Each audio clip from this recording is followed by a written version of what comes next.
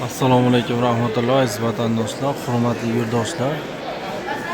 Hikmat Travel'da hurmatli obunachilari, albatta Hikmat Travel bilan umra sayohatiga, ziyoratga bormoqchi bo'lsanglar, tanlovda adashmagan bo'lasiz, chunki sababi sizlarning Eliboshi Minboshi diniy qo'mita tomonidan qo'yilgan yo'nalish bo'yicha ziyorat ibodat qiladi. Ota-onangizni jo'natsangiz albatta afsuslanmaysiz.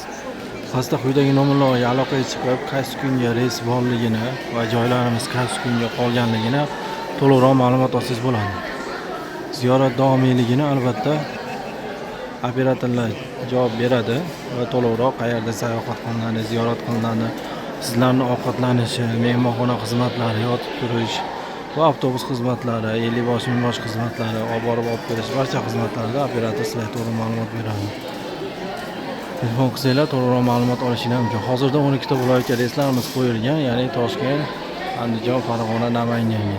Va bundan tashqari sizlarni o'z firma ishchi guruhlari aeroportda kutib olib, aeroportga yana qaytarib olib kelganda kutib olib, kuzatib qo'yishadi. Ota-onangizni ishonchli qo'lga topshirmoqchi bo'lsangiz, albatta tanlovda adashmasdan faqatgina Hikmat Travel'ga topshirishinglarni tavsiya qilaman do'stlar.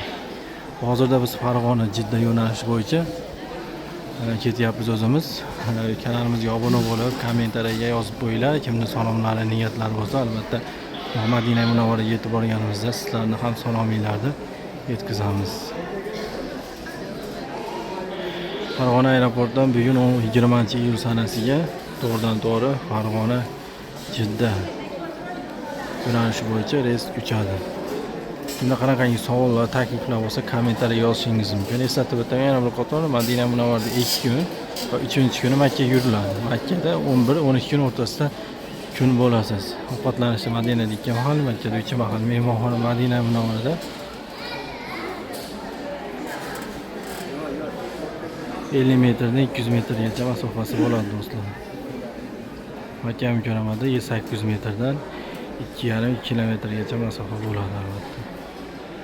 Yana qo'shimcha savollar bo'lsa operatordan olishingiz mumkin. Bu tomonda mana chiqish, samolyotga chiqish joyi, mana hammada aravachalar. Birinchi navbatda aravada yurgan insonlarni firma tomonidan arava berib olib chiqariladi.